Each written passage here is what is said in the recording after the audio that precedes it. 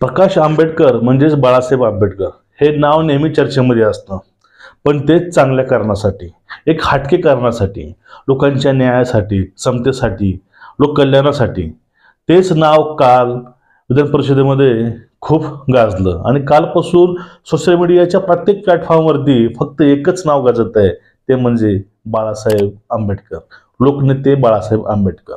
बघा तुम्ही पर्यंत हा व्हिडिओ बघून घ्या, आपण नंतर यावरती चर्चा करूया. या राज्यात शांतता ठेवायची असेल तर पूज्य बाबासाहेब आंबेडकरांचे वंशज आमचे प्रकाश आंबेडकरलाच आता मुख्यमंत्री केलं पाहिजे. म्हणजे या देशामध्ये खऱ्या अर्थानं खरा न्याय ज्यांनी या ज्यांनी घटना दिली आमच्या देशाला, त्याच्यावर आम्ही कम से कम तेवढं तरी आपण केलं पाहिजे. अशा पद्धतीनं समोर जायला काय हरकत आहे? काही हरकत. मित्रांनो बघा, बच्चू कडू यांनी काल बोलताना सांगितलं की महाराष्ट्रामध्ये शांतता हवी असेल तर प्रकाशजी आंबेडकर यांना तुम्ही निवडून द्या, तुम्ही त्यांना सीएम करा. हे कालचं वक्तव्य आहे बच्चू कडूचं. हे बच्चू कडू असं का बोलले असते मित्रांनो, आपण एक 7 ते 8 आपण पॉइंट समजून घेऊया. कारण प्रकाशजी आंबेडकरांची महाराष्ट्रांना गरज काय आहे आणि नेमकं व्यक्तिमत्व काय आहे ते आपण ह्या व्हिडिओतनं पूर्णपणे बघणार आहोत. बघा आता, प्रकाशजी आंबेडकर म्हणजे रोखठोक तत्वाशी कधीही तडजोड न करणारा नेता. आपल्या तत्व, आपलं जे उद्दिष्ट आहे त्यावर ठाम असलेला, आपल्या पक्षाचं किंवा आपलं जे नैतिकतेचं एक स्वरूप आहे ते त्यांनी आतापर्यंत अबाधित ठेवलेलं आहे, कारण त्यांना तो वारसा मिळालेला आहे रक्तामधूनच. म्हणजे प्रकाशजी आंबेडकर हे बाबासाहेब आंबेडकरांचे नातू आहेत. अर्थात तो अनुवंश येणारच पुढे. हेच कारण नाही मित्रांनो, कारण प्रत्येक गोष्टीमध्ये कधीही ह्या व्यक्तीनं लोकांमध्ये भांडणं, समाजामध्ये भांडणं, धर्मामध्ये भांडणं ह्या गोष्टी कधीच नाही केल्या आणि आपल्या तत्वाशी कधी तडजोड नाही केली. ते शिवसेनेबरोबर गेले, काँग्रेस बरोबर गेले, पण आपलं तत्व सोबत ठेवून गेले. तत्व नाही की तर आपले पोचले, बाहेर निघून आले, पण कधीही तत्वाशी, सत्यपायी, सत्तेच्या लालसेपायी कधीही तत्वाशी तडजोड न केलेला नेता म्हणजे प्रकाशजी आंबेडकर. ठीक आहे. आता बघा, हे लोकांना का आवडतात नेमके? पहिलं कारण अभ्यासू व्यक्तिमत्व. बघा, यांच्यामध्ये दूरदृष्टी आहे, भविष्यामध्ये बघा काय होऊ शकतं, आहे का नाही. म्हणजे प्रत्येक विषयाविषयी, प्रत्येक गोष्टीविषयी अभ्यासू व्यक्तिमत्व आहे, अभ्यास आहे. त्यामुळं एक आपल्याला चांगलं अभ्यासू व्यक्तिमत्व मिळून जाईल. दुसरं आहे कायदेतज्ञ, कायदे पंडित, कायद्याचं भरपूर ज्ञान. कारण काय, यांच्या आजोबानच कायदा लिहिलेला आहे, बरोबर आहे. त्यामुळं कायद्याचं पूर्ण ज्ञान, कायदे पंडित आपलं म्हणता येईल असं हे व्यक्तिमत्व आहे. पुढलं आहे शांत आणि समजदार व्यक्ती आहे. कुणाचा द्वेष न करता, कुणावरती अन्याय होऊ नये या भावनेचा व्यक्ती म्हणजे प्रकाशजी आंबेडकर आहेत. त्यानंतर सर्व समाज सोबत घेऊन जाणारा माणूस आहे. त्यामध्ये धार्मिक तेढ नाही किंवा धर्माविषयी कुणा द्वेष नाही, कुणाविषयी चांगलं जवळकी नाही, कुठली जात श्रेष्ठ किंवा कुठली कनिष्ठ नाही असं कुठलंच ते मानत नाहीत. ते सर्वांना सोबत घेऊन जातात. आजोबानेच हे सर्व केलेलं आहे. आंबेडकरांनी कधीच कुणाविषयी द्वेष नाही केला. मी बाबासाहेबांविषयी बोलतो. बाबासाहेबांनी आतापर्यंत म्हणजे त्यांच्या हयातीमध्ये आणि त्यांनी एवढं लिहून ठेवलेलं संविधान आहे, त्यामध्ये कोणत्याही जातीविषयी, धर्माविषयी कधी द्वेष नाही. सर्वांना समान समतेची वागणूक हे त्या कुटुंबियांना दिलेली आहे आणि तेच बाळासाहेब देतील अशी आशा प्रत्येकांना आहे, प्रत्येकांना. आणि स्वाभिमानी तत्वाशी तडजोड कधीच करणार नाही माणूस. कशीही वेळ येईल स्वतःवरती, कुठलीही वेळ येईल, पण ते तत्वाशी आपल्या कधीही तडजोड नाही करणार. जे लोकांच्या भल्याचं आहे, हिताचं आहे ते घेऊन येणारच.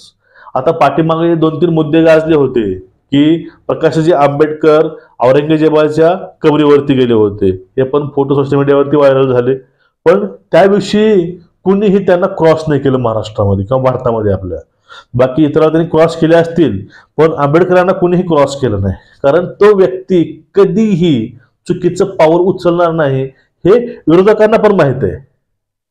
त्यामुळं जर या ठिकाणी आपला व्यक्ती गेला असता त्याचं पूर्ण राजकारणाचं भांडवल बनलं असतं. पण प्रकाशजी आंबेडकर त्या ठिकाणी गेले, त्याविषयी कुठलंही राजकारण कुणीच केलं नाही, कारण सर्वांना माहित आहे, कारण हा व्यक्ती कुठलंही कृत्य करतो तो म्हणजे तत्वाशी तडजोड करत नाही आणि तो नैतिकतेने करतो, सर्वांना माहित आहे.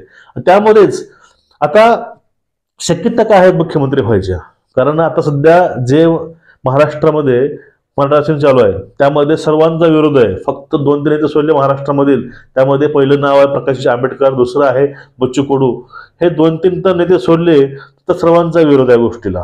आणि सर्वांची बघा ह्या तिघा चौघांची विचारसरणी आहे, ती विचारसरणी सेमच आहे. बच्चू कडू असतील, प्रकाशजी आंबेडकर असतील किंवा आपले संभाजीराजे भोसले असतील, ह्या तिघांचीही विचारसरणी सेमच आहे. तत्वाशी हे लोक तडजोड नाही करत. हे नेहमी आपल्या समाजासाठी हे बांधलेलं आहेत. त्यामुळेच बच्चू कडूनं काल म्हणलं असावं की महाराष्ट्राला खरंच प्रकाशजी आंबेडकरांची आता गरज आहे मुख्यमंत्री म्हणून. बघा, कारण हे वक्तव्य मला ते ऐकून खूप चांगलं वाटलं काल. कारण त्यांनी परत हेही बोललं, आतापर्यंत 7 ते 8 वेळेस मराठा मुख्यमंत्री होते, त्यांनी समाजाकरता काहीच नाही केलं मराठ्याच्या. हा आरक्षण मुद्दा आतापासून नाही, हा आरक्षण मुद्दा हा अण्णासाहेब पाटलापासूनचा मुद्दा आहे. 1980-82 पासूनचा मुद्दा आहे आरक्षणाचा. तो आतापर्यंत रखडलेलाच आहे. 7 ते 8 मराठा मुख्यमंत्री होऊन सुद्धा आता यावेळेस प्रकाशजी आंबेडकरांना तुम्ही चान्स देऊन बघा, प्रकाशजी आंबेडकर सर्वच प्रश्न मार्गी लावतील. हे स्टेटमेंट आहे कालचं बच्चू कडूंचं. हे स्टेटमेंटला आपण सर्वांनी स्वीकारावं आणि येणाऱ्या काळामध्ये प्रकाशजी आंबेडकर हे महाराष्ट्राचं नेतृत्व म्हणून समोर यावं. आणि त्यामध्ये त्यांच्यासोबत जो पक्ष मित्र पक्ष आहे त्यामध्ये बच्चू कडू, संभाजीराजे भोसले यांचाही समावेश असावं. असं एक सर्वसमावेशक, एक नैतिकता धरून चालणारं, सर्व समाजाला सोबत घेऊन चालणारं, जातीय तेढ निर्माण न करणारं, धर्मावर जातीवर मतं न मागणारं एक असं मुख्यमंत्री आणि अशी एक फळी समोर यावी अशी तरुणांची इच्छा आहे. हे अशी आमची पण इच्छा आहे. याविषयी तुमचं नेमकं ओपिनियन काय आहे? तुम्हाला याविषयी काय वाटतं की महाराष्ट्रामध्ये प्रकाशजी आंबेडकर, बच्चू कडू आणि संभाजीराजे भोसले यांचं समीकरण कसं वाटेल किंवा कसं राहील हे तुम्ही नक्कीच कमेंट करून सांगा. आणि तुम्हाला आपले व्हिडिओ आवडत असतील तर तुम्हाला सबस्क्राईब करायला काही हरकत नाही. सबस्क्राईब करून ठेवा आणि बेल आयकॉन दाबून ठेवा. आपण असेच सामाजिक, राजकीय आणि नैतिकता असणारे व्हिडिओ आणायचा प्रयत्न करतो, तेही रोखठोक, कुणाची भीती नाही, कुणाचं काही नाही. तुमचं एकूणच ह्या व्हिडिओविषयी ओपिनियन काय आहे? प्रकाशजी आंबेडकर तुम्हाला पण आवडतात का? आणि तुम्हाला आंबेडकरांमधील कोणता असा गुण आवडतो ते खाली नक्कीच कमेंट करून सांगा.